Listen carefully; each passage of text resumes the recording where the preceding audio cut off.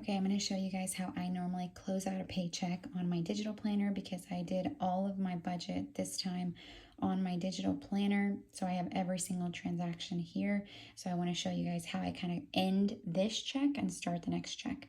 So the first thing I do is I come in here and be sure I updated every single thing as the actual.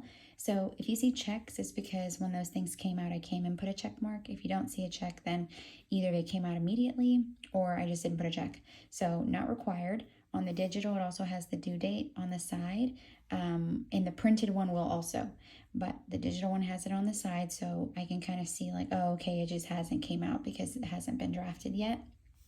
So I'm going to come check that all the actuals are here, write down if they're not, my actual check, what it was, which I'm salary, so it's kind of set, and then update the actual leftover for each category. So I budgeted to have 4977, but when the actual bills came out, I had 4984.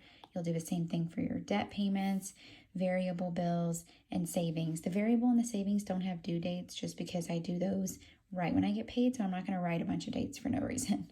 And then at the end of the month, I had $134 left. This is just scratch, but I had $134 left, and I expected to have 127. So every bill came out. There's nothing lingering. You always want to make sure there's no bill unpaid that has to come out still. Then I'll move over to my expense tracker.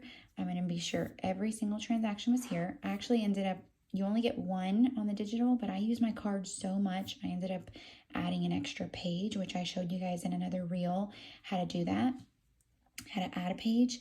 But I added another one, and then I highlight and do stuff whenever I'm like, oh, this is pending. That's going to change. Like the groceries, when you order groceries, it holds it and then it changes because sometimes they have stuff out of stock if you do pickup like me.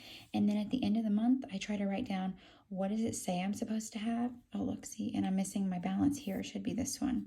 So 132.05 should be here, 132.05. And I should end the month with, it says I went over $3.39. I actually have $3.65 in my account right before I got paid. So there's a discrepancy of like $7, but that's fine. I mean, if it's not $100 or something, it's fine. Yeah, so that's how I end the month. And then I go ahead and start the month, and I'll write how much is in the account, $365. This is my actual carryover. And then since I got paid today, I'm going to come put the payday. Today's the 22nd. I'm going to put payday.